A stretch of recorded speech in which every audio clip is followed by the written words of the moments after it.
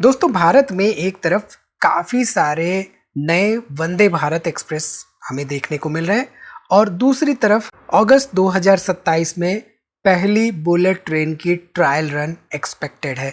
ऐसे में इस डाटा पर नजर डालिए। यहाँ पर फ्रेट डिमांड फोरकास्ट देखते हैं। फ्रेट क्या होता है? मालवाहक, राइट? मालगाड़ी। जैसे पैसेंजर ट्रेन होती है वैसे माल ढोने वाली ट्रेन होती है। 2019 में वॉल्यूम यहाँ पे करीब करीब 4,709 मिलियन टन्स के आसपास था, जिसका कि प्रोजेक्शन 2026 में 6,300 है, 2031 में 8,200 है, 2041 में 11,780 के आसपास है। यानी कि 2025 में अगर हम माने 5,000 तो यहाँ पे जस्ट डबल फ्रेट डिमांड की प्रोजेक्शंस देखी जा रही है। इसके साथ ही साथ अगर हम इस डाटा पर नजर डालें जो कि है वैगन्स की रिक्वायरमेंट के लिए। वैगन्स क्या होते हैं? जो हम माल को ढोने के लिए ट्रेन में कार्गो देखते हैं उसे हम वैगन्स कहते हैं। यहाँ पे 2018 में नंबर ऑफ वैगन्स 2,80,000 के आसपास थे, 2026 में डबल के आसपास होते हुए दिखाई दे रहे हैं, 2031 में 5,44,000, 2041 में 7,77,000 और 2051 में करीब करीब 10.5 लाख वैगन्स की रिक्वायरमेंट आने वाली। अब जरा सोचिए, ये जो पर्टिकुलर वैगन्स है या फ्रेट की डिमांड है आने वाले समय में अगर बढ़ती है तो किस तरह की रेलवे कंपनियां पिक्चर में आ सकती हैं। तो इस वीडियो में हम इन्हीं के अराउंड में बात करेंगे और डिटेल में डिस्कशन करेंगे 4 रेलवे स्टॉक्स के बारे में। ध्यान रखिए, यहाँ पर डिस्कशंस एजुकेशन के पर्पज से, सो किसी भी तरह का स्टॉक बाइंग सेलिंग रिकमेंडेशन नहीं है।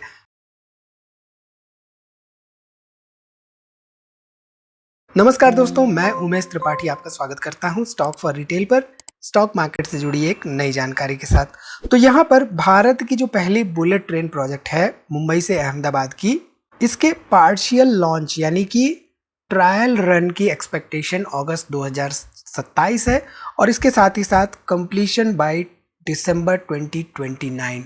अब 2025 दिसंबर का महीना चल रहा है, 2025 से दिसंबर 2029 4 साल के ड्यूरेशन में हमें क्या क्या डेवलपमेंट्स देखने को मिल सकते हैं रेलवे सेक्टर में, खास तौर पे हाई स्पीड रेल कॉरिडोर्स को लेकर और इसके साथ ही साथ जो वंदे भारत एक्सप्रेस की डिमांड्स बढ़ रही हैं उसको लेकर। सो नेटवर्क एक्सपेंशन हो रहा है एक तो रेलवे सेक्टर में, उसके साथ ही साथ हमने मॉडर्नाइजेशन देखे, हमने पिछले 1 दशक में देखा है, इनफैक्ट 10 से 15 सालों में देखा है कि जो सिंगल ट्रैक हुआ करती थी उनको डबल ट्रैक में कर दिया गया। साथ ही साथ हमने देखा कि इलेक्ट्रिफिकेशंस जोर शोर से चल रहा है एंड डेडिकेटेड फ्रेट कॉरिडोर्स भी बनाए जा रहे हैं। इसके साथ ही साथ कोचेज एंड वैगन्स की ओवरऑल प्रोडक्शन स्पीड को बढ़ाया जा रहा है। तो ऐसे में एक तरफ सरकार के कई सारे इनिशिएटिव्स हैं जिससे कि मोस्टली पीएसयू कंपनीज को ऑर्डर जाते हुए दिखाई दे सकते हैं,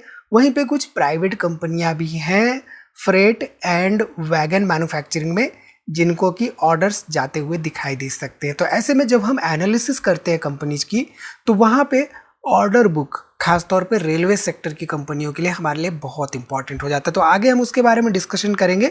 यहाँ पे जो पहली कंपनी है जिसके बारे में हम डिस्कशन करेंगे वो है टीटागढ़ वैगन लिमिटेड। अब ये जो पर्टिकुलर कंपनी है आप ध्यान दीजिए, तो इसकी जो मैन्युफैक्चरिंग कैपेसिटी है 12,000 वैगन्स पर ईयर की है। अब कितने वैगन्स की रिक्वायरमेंट है आने वाले 5, 10, 15 सालों में, ये देखिए।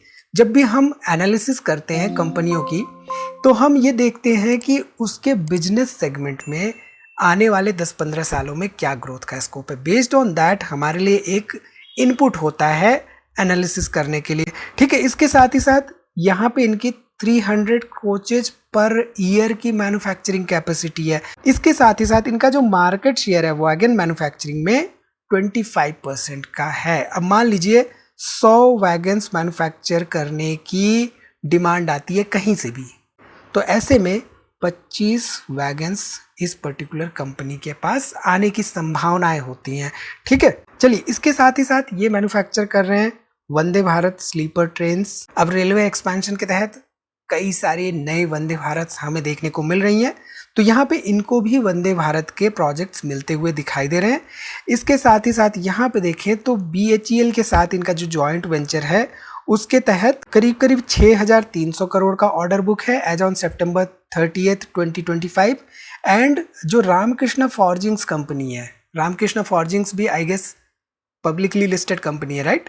इसकी एनालिसिस फिर कभी करेंगे। रामकृष्ण फॉर्जिंग्स के साथ यहाँ पे 7,026 करोड़ के आसपास के ऑर्डर बुक्स हमें देखने को मिल रहे हैं। तो ऑल इन ऑल यहाँ पे करीब करीब 13,000 करोड़ के ऑर्डर बुक्स जॉइंट वेंचर के तहत देखने को मिल रहे हैं इस पर्टिकुलर कंपनी के। एंड इसके साथ ही साथ यहाँ पे अगर हम ध्यान दें तो करीब करीब 2700 करोड़ के नए ऑर्डर्स यहाँ पे रिसीव हुए हैं ड्यूरिंग द रीसेंट क्वार्टर। ठीक है, तो ऑर्डर बुक पोजीशन बहुत इंपॉर्टेंट होती है हमारी ओवरऑल एनालिसिस के लिए।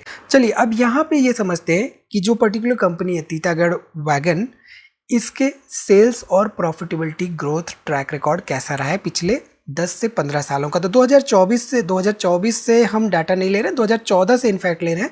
मार्च 2014 में सेल्स 624 करोड़ का था, प्रॉफिटेबिलिटी यहाँ पे नील थी, यानी कि कंपनी लॉस मेकिंग कंपनी थी, -7 करोड़ के आसपास यहाँ पे प्रॉफिट बिफोर टैक्स था। एंड 2015 में बढ़ के 761 करोड़ हो गया सेल्स, 2016 में 959 करोड़, 2021 में यहाँ पे करीब करीब 1521 करोड़। अब ये कंपनी 2016 तक यहाँ पे लॉस मेकिंग कंपनी थी, बीच में यहाँ पे देखें तो अगेन 2018 से लेके 2021 तक लॉस मेकिंग कंपनी थी। उसके बाद रीसेंट अगर पिछले 3-4 सालों पे ध्यान दें तो यहाँ पे देख सकते हैं स्टार्टिंग फ्रॉम 2022 जहाँ पे 1468 करोड़ का सेल्स था, 29 करोड़ का यहाँ पे प्रॉफिटेबिलिटी देखने को मिला था। तो स्टार्टिंग फ्रॉम 2022 कंपनी एक टर्न अराउंड काइंड की कंपनी साबित होती हुई दिखाई दे रही है। अब ये देखना दिलचस्प होगा कि 2022 के बाद से इनको कैसे ऑर्डर्स मिले हैं, खासतौर पे वंदे भारत के एंड अदर रेलवे प्रोजेक्ट्स। ठीक है, चलिए इसके साथ ही यहाँ पे अगर हम देखें तो दिसंबर 2022 में 47% के आसपास यहाँ पे प्रमोटर्स थे इस पर्टिकुलर कंपनी में।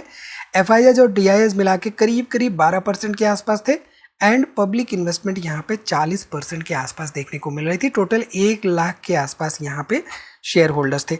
अब देखते हैं कि 2025 में क्या हुआ। तो प्रमोटर्स यहाँ पे 2025 में देखें सितंबर 2025 का डाटा 41% के आसपास प्रमोटर्स हैं, 37% यहाँ पे पब्लिक हो चुकी है और यहाँ पे 22% के आसपास हो चुके हैं हमारे एफआईआईज एंड डीआईएस। तो एफआईआईज एंड डीआईआईज ने अपनी शेयर होल्डिंग बढ़ाई है पिछले कुछ सालों में, ये हमें यहाँ पे क्लियरली देखने को मिल रहा है। हालांकि 2023-2024 में एफआईआईज एंड डीआईएस के पास करीब करीब 30% के आसपास शेयर होल्डिंग थी, जो कि अब यहाँ पे घट के 21% हो चुकी है। ठीक है, चलिए अब बात करते हैं दूसरी कंपनी के बारे में। तो जो दूसरी कंपनी है वो है टेक्समैको रेल। अब ये जो पर्टिकुलर कंपनी है इसका ऑर्डर बुक समरी देखें तो ऑर्डर बुक करीब करीब 7,053 करोड़ रुपए के आसपास है, यानी कि इनके पास 7,053 करोड़ इक्विवेलेंट के ऑर्डर्स हैं, जिनमें से फ्रेट कार डिवीजन यहाँ पे देखें तो फ्रेट कार डिवीजन करीब करीब 51% के आसपास है। इलेक्ट्रिकल डिवीजन की अगर हम बात करें तो यहाँ पे इंफ्रा के तहत 25% के आसपास है और रेल एंड ग्रीन एनर्जी के तहत यहाँ पे देखें तो करीब करीब 10% के आसपास है। इसके साथ ही साथ जो बाकी सब्सिडरीज हैं, जॉइंट वेंचर्स हैं, उनके यहाँ पे 14% के आसपास ऑर्डर बुक देखने को मिल रहे हैं। ठीक है, फ्रेट कार ऑर्डर बुक की अगर हम बात करें तो फ्रेट कार ऑर्डर बुक में यहाँ पे आप देखिए तो इंडियन रेलवेज के लिए 66% के आसपास and private sector and export के तहत यहाँ पे 34% के आसपास हमें ऑर्डर बुक देखने को मिल रहे हैं। रीसेंट अगर फाइनेंशियल्स देखें इनके तो रेवेन्यू फ्रॉम ऑपरेशंस करीब 911 करोड़ का था, एबिटा यहाँ पे 8.7% मार्जिन के साथ देखने को मिला, प्रॉफिट आफ्टर टैक्स करीब करीब 3.2% के मार्जिन के आसपास देखने को मिला, अर्निंग पर शेयर यहाँ पे 1 रुपए से कम था। वैगन सेल्स की बात करें तो यहाँ पे करीब करीब 1815 यूनिट्स की सेल्स देखने को मिली इस पर्टिकुलर कंपनी के द्वारा and freight car division sales यहाँ पे करीब करीब वर्थ 729 करोड़ के आसपास हमें देखने को मिल रहा था। ठीक है, इसके साथ ही साथ अगर हम यहाँ पे देखें तो इस पर्टिकुलर कंपनी में प्रमोटर्स दिसंबर 2022 में 58% के आसपास थे, 33% यहाँ पे पब्लिक थी और यहाँ पे मात्र 8-8.5% के आसपास एफआईआईज एंड डीआईएस देखने को मिल रहे थे। Total number of share holders 1,16,000 के आसपास थे। अब देखिए 48% के आसपास सितंबर 2025 में प्रमोटर्स, 37% के आसपास पब्लिक और यहाँ पे अराउंड 14% के आसपास एफआईआईज एंड डीआईएस देखने को मिल रहे थे। ठीक, अब यहाँ पे देखते हैं कि इसका नेगेटिव पॉइंट क्या है। देखिए पॉजिटिव एंड नेगेटिव दोनों डिस्कस करना हमारे लिए बहुत इंपॉर्टेंट है। पहली कंपनी के बारे में हमने नेगेटिव्स डिस्कस नहीं किए थे, आप फंडामेंटल्स उनके देखें और बताएं कि क्या कोई नेगेटिव्स हैं हो सकता है कि उनके बारे में कोई भी नेगेटिव पॉइंट ना हो। यहाँ पर नेट कैश फ्लो देखें तो कंसिस्टेंटली पॉजिटिव नहीं रहता है। 2023 में यहाँ पे नेगेटिव था, 2024 में यहाँ पे नेगेटिव था, यहाँ पे 2025 में 30 करोड़ के आसपास फ्री कैश फ्लो देखने को मिल रहा है। अब जो हमने डिस्कस की थी तीतागढ़ वॉगन्स, राइट, वहाँ पे हमने क्या देखा था, कभी लॉस मेकिंग कंपनी हो जाती बीच में 3-4 साल के लिए, फिर प्रॉफिट मेकिंग कंपनी हो जाती है। तो क्या ये नेगेटिव पॉइंट नहीं है?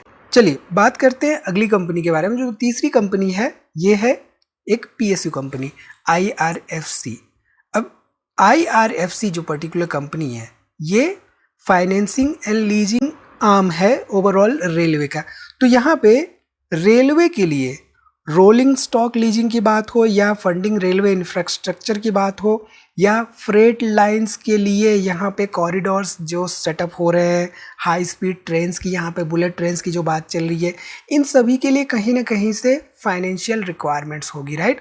तो जो भी लीजिंग एंड लेंडिंग का कामकाज होगा इन सभी के लिए, इसके लिए IRFC एक तरह से फ्रंट रनर फेस हो सकती है, ठीक है। सो यहाँ पे रिसेंट क्वार्टर में एग्रीमेंट्स की बात करें तो यहाँ पे करीब 45,000 करोड़ के आसपास के एग्रीमेंट्स साइन हुए हैं IRFC एंड अदर कंपनीज के द्वारा, जिसमें पावर जनरेशन की यहाँ पे बात करें तो अराउंड 76% के आसपास है, रिन्यूएबल सेगमेंट में देखें तो अराउंड 10%, रेलवे में देखें तो अराउंड 6% एंड अदर्स की यहाँ पे बात करें तो अराउंड 8% के आसपास हमें देखने को मिल रहा है, ठीक। चलिए जहाँ तक ओवरऑल एसेट अंडर मैनेजमेंट की बात है, क्योंकि ये एक तरह से फाइनेंशियल आर्म हो गई रेलवेज की, राइट, तो एक तरह से हमें NBFC टाइप की कंपनी कह सकते हैं इसको। तो एसेट अंडर मैनेजमेंट करीब 3,68,000 करोड़ के आसपास था FY 2021 में। यहाँ पे 2024 में ही 2023-24 क्या 2022-23 में ही 4,66,000 करोड़ के आसपास आ चुका था AUM। उसके बाद ये फ्लैट रह रहा है, यानी कि एसेट अंडर मैनेजमेंट में वृद्धि देखने को नहीं मिल रही। तो ये एक नेगेटिव पॉइंट हो गया कि नहीं, कमेंट करके जरूर बताइए। इसके साथ ही साथ IRFC का काम क्या है, डिसबर्समेंट करना, राइट, लीजिंग लेंडिंग इन सब का काम करना, राइट। तो डिसबर्समेंट यहाँ पे देखें तो करीब 1,04,070 करोड़ के आसपास था FY 2021 में। उसके बाद यहाँ पे ऑलमोस्ट 50% डाउन हुआ, फिर उसके बाद यहाँ पे डाउन हुआ, फिर यहाँ पे 23-24 में एकदम से जीरो हो गया। इवन हाफ ईयरली रिकॉर्ड देखें तो 24-25 में भी जीरो था। रिसेंटली देखें तो करीब 6,000 करोड़ के आसपास यहाँ पे डिसबर्समेंट देखने को मिले। तो क्या एक तरह से फिर से हमें वो मूव आता हुआ दिखाई दे रहा है in terms of overall disbursements? क्या फिर से वो रेलवेज में जान आने वाली है? इस डाटा से हमें यहाँ पे थोड़ा बहुत एक इशारा मिलता हुआ दिखाई दे रहा है या नहीं, आप लोग कमेंट करके जरूर बताइए। हालांकि यहाँ पे देखें तो क्लियरली ये एक नेगेटिव पॉइंट है IRFC के बारे में कि डिसबर्समेंट्स में बड़ी गिरावट देखने को मिली है पिछले 1-2-3 सालों में, ठीक है। इसके साथ ही साथ यहाँ पे देखें हाफ ईयरली डाटा, तो रेवेन्यू फ्रॉम ऑपरेशंस देखें तो इसमें नेगेटिव ग्रोथ देखने को मिली है। साथ ही साथ प्रॉफिटेबिलिटी की बात करें तो प्रॉफिट बिफोर टैक्स में करीब 10% के आसपास बढ़ोतरी देखने को मिली। तो एक तरफ रेवेन्यू घटा है लेकिन प्रॉफिटेबिलिटी यहाँ पे बढ़ती हुई दिखाई दे रही है as far as half yearly data is concerned, ठीक है। इसके साथ ही साथ यहाँ पे दिसंबर 2022 में देखें तो 86% के आसपास प्रमोटर्स थे, केवल 10% यहाँ पे पब्लिक थी, और यहाँ पे करीब 3% के आसपास FIIs एंड DIs थे। 16 लाख के आसपास यहाँ पे नंबर ऑफ शेयर होल्डर्स थे। अब देखिए इंटरेस्टिंग यहाँ पे डाटा IRFC के बारे में, जो प्रमोटर्स थे, प्रमोटर्स अभी भी 86% के आसपास हैं, 11% के आसपास यहाँ पे पब्लिक है, और यहाँ पे करीब 2-2.5% के आसपास हमारे FIIs एंड DIs हैं। लेकिन total number of share holders 53,17,981 के आसपास हो चुके, यानी कि नंबर ऑफ शेयर होल्डर्स इतने ज़्यादा यहाँ पे बढ़ चुके। तो एक समय जो IRFC था, जब लोग इसके बारे में बात करने लगे, प्राइसेस ऊपर जाने लगे, तो यहाँ पे कहीं ना कहीं से नंबर ऑफ शेयर होल्डर्स भी एक तरह से बढ़ते हुए हमें देखने को मिले, ठीक है। चलिए अब यहाँ पे बात करते हैं चौथी कंपनी के बारे में। तो जो चौथी कंपनी है एक PSU कंपनी है, BEML लिमिटेड।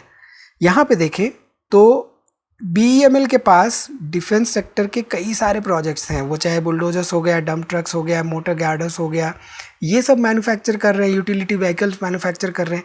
इसके साथ ही साथ metro cars, Vande Bharat sleeper trains, electrical multiple units, भी मैन्युफैक्चर करते हुए दिखाई दे रहे हैं, यानी कि कहीं ना कहीं से ये रेलवे सेक्टर के लिए भी प्रोजेक्ट्स हैं इनके पास, रेलवे सेक्टर के लिए भी काम करते हुए दिखाई दे रहे हैं BEML लिमिटेड। अब यहाँ पे अगर हम देखें तो ऑर्डर बुक इनके पास देखिए करीब करीब 14,610 करोड़ के आसपास है FY 2025 में, जो कि पिछले साल के मुकाबले यहाँ पे बढ़ता हुआ दिखाई दे रहा है।